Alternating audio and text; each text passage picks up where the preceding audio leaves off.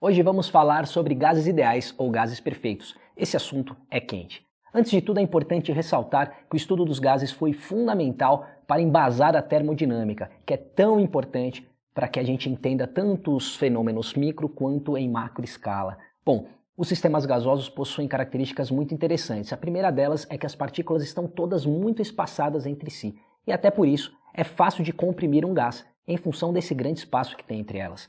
Além disso, os gases eles não têm nem forma nem volume definidos. Isso significa que o gás ele ocupa todo o volume do sistema e adquire também a forma desse mesmo recipiente.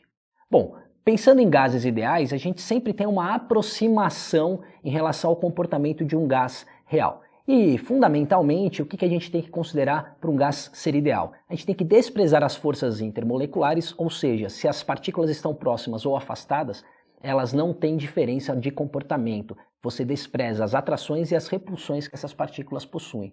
E os choques entre as partículas são totalmente elásticos, ou seja, eles não dissipam energia. Bom, pode-se pensar mais pragmaticamente que um gás ideal é aquele que obedece à lei geral dos gases, o PV igual a nRT, sendo P um parâmetro de pressão, V de volume, N de quantidade de matéria em mols, R é a constante universal dos gases e T é a temperatura em Kelvin.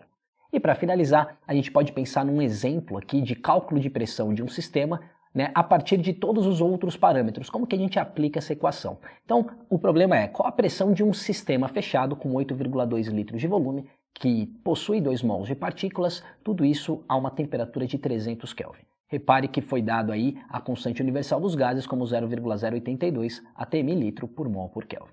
Bom, basicamente aqui você consegue substituir os valores e fazer a conta. Um último comentário relevante é que sempre deve haver uma coerência entre as unidades do R, da constante universal, com os parâmetros de P e V. Então, se o R representa atm vezes litro, o P, a pressão, precisa ser dada em atm e o V, volume, precisa ser dada em litros.